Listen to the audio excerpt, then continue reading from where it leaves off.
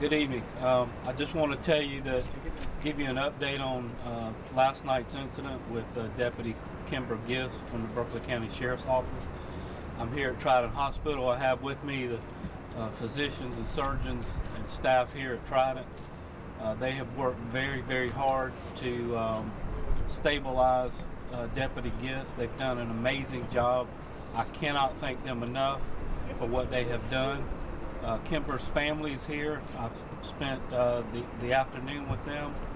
They are a strong family, and Deputy Gist is a very strong woman. I wanted to report to you that without really getting into any of the medical situation, the physicians here at Trident are here to answer those questions for you. I will tell you that Kimber is strong. She comes from a strong family, strong in faith, and I want to thank the people of Berkeley County and the folks all over South Carolina who have sent their wishes and their prayers our way. We at the Sheriff's Office are like a family. Multiple agencies assisted us with this incident. North Charleston Police Department, Charleston County Sheriff's Office, the South Carolina Highway Patrol, Goose Creek, Hanahan, and Moncks Corner. And I can't say enough about our partners at SLED, the South Carolina Law Enforcement Division. They, as you know, are conducting an investigation into this incident. I do not know why it occurred. I can tell you that Deputy Gist was investigating a suspicious vehicle behind the food line off of Harbor Lake Drive.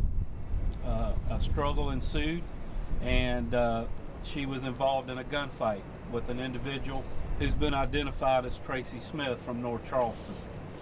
At this time, we have two scenes, as you are well aware of.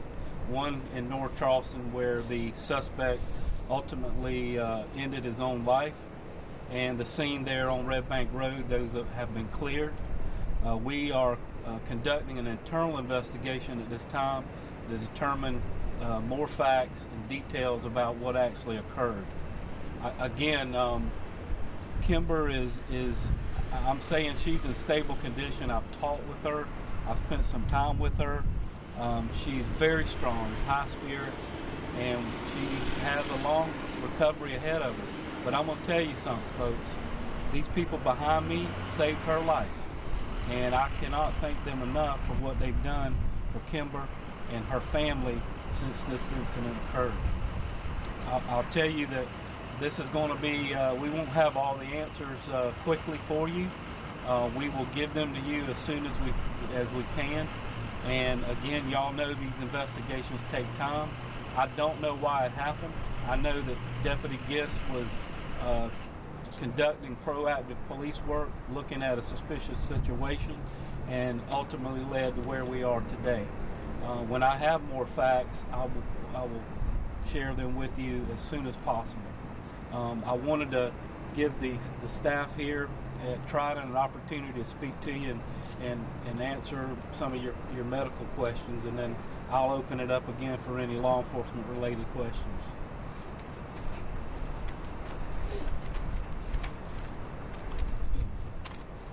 I'm Dr. Rhodes. I was the trauma surgeon on call last night when Deputy Gist came in. She was obviously injured. We did take her to the operating room. She has done very well. She is recovering, stable, surrounded by her family, and thank God she seems to be coming through this. Doctor, what kind of injuries does she have? You know, in an effort to protect her privacy, I don't want to go into the details, but it certainly, you know, you heard multiple gunshot wounds, and it certainly did warrant an operation through which she came through well, and is fortunately in stable condition and recovering. Can you say where on her body she was operated? Again, I'd prefer to keep those details private. She's asked that we protect her privacy, and I'm going to grant that. Does she have additional operations that she needs to have at this point? That's to be determined. We do have some other specialists that are involved in her care, and we're awaiting their final recommendations and plans. It is possible, though. You say the vest saved her life. Did you answer that, or the sheriff, either one of you? Let's talk about that. You know, I was told that she did take fire to the vest. I did not see the vest myself. If in fact that's the case, then I'd say yes. It probably did contribute to her being alive today. Is there an estimated time when she might be released? I can't estimate that right now.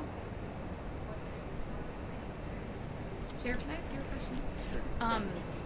I know that we were told that she was in the middle of arresting the suspect when the fight kind of broke out. What was she arresting the suspect for?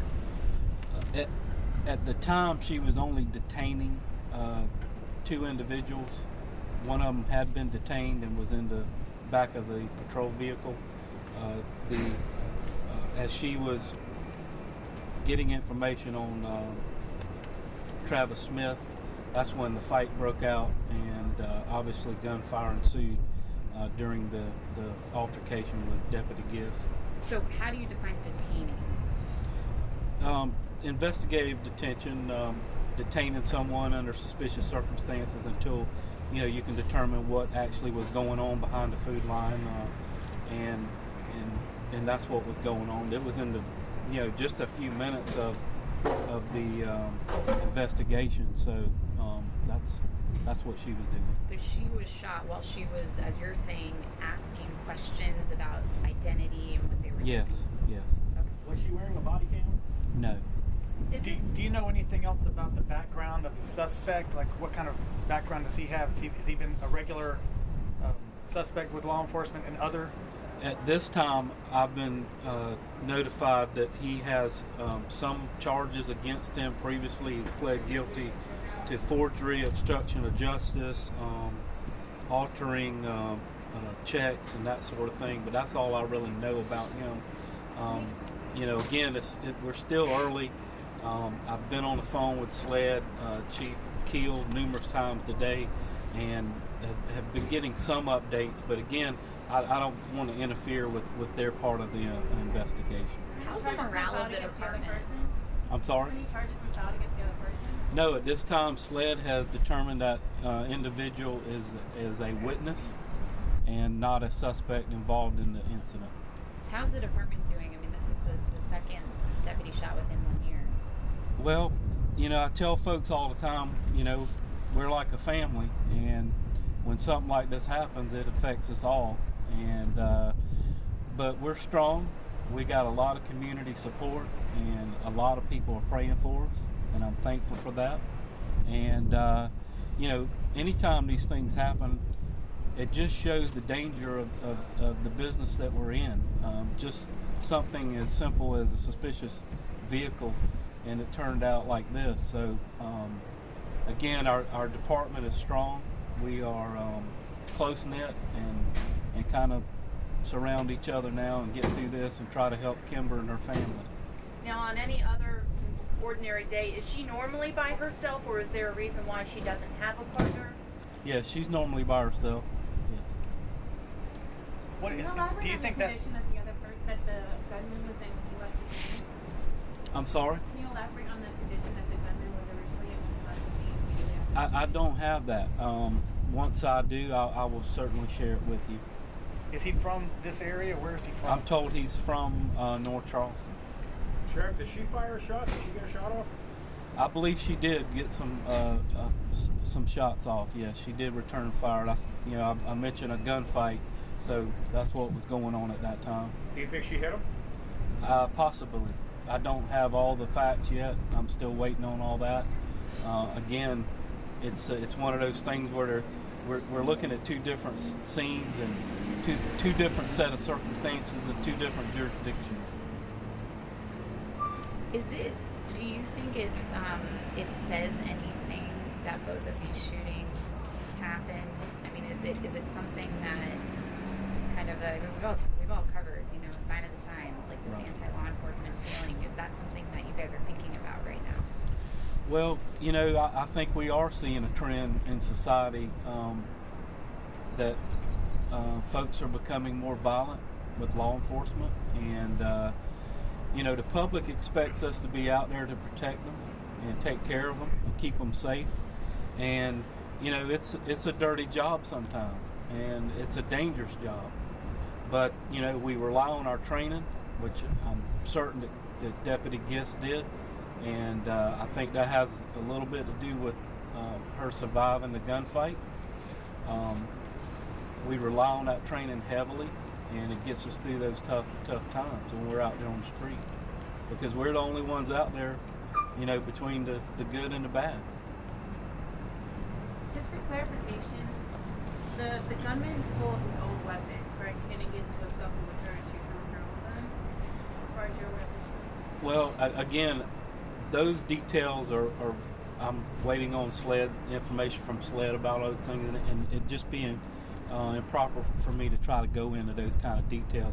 And again, y'all, we, you know, once we get all the facts together and the information, you know, I want y'all to know what happened, because I want to know for myself.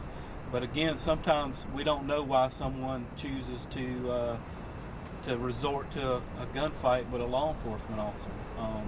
Again, I mentioned, you know, we're seeing that more and more all over the country, and you know, it's one of those terrible trends that we're concerned about. Is that If the second person has been deemed just a witness, does that mean that they were not involved in the fight, they were just a passenger in the car, like they were not involved in any of this, they just stood there the whole time doing nothing? I don't know the specifics. I don't want to get in what SLED is doing. They've deemed that person to be a witness now and not a suspect.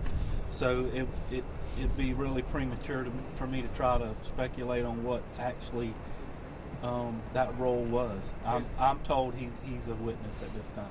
Is that area known for drug activity late at night behind the shopping center? Sure. It's we've had a number of issues in that area.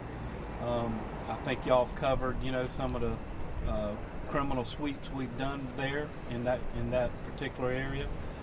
We do get a number of gunfire calls from the apartment complexes in those areas, and it's a busy place for us. We spend a lot of time there trying to be proactive and protecting the citizens out there, and that's exactly what Kimber was doing. Deputy Gist and Lieutenant Rogers were both alone when those shootings happened. Do you think there needs to be a change, that you would have deputies together in teams or anything like that? I would love to have deputies in teams, but in this day and time with budgets the way they are, you know, I'm trying to get as many deputies on the road to answer the calls for service that the community requires. There's some pros and cons to those to having that. It's certainly something we always look at when we're planning and trying to make our strategies for upcoming budgets and things. But again, it's a busy area, and but that is something we do look at. Do you think, in the light of this, you know, now having two shootings like this with an individual by themselves, is that something you would plan on talking to the council about? Sure, I'm open for anything and discuss anything that will make our deputies safer and make the community safer.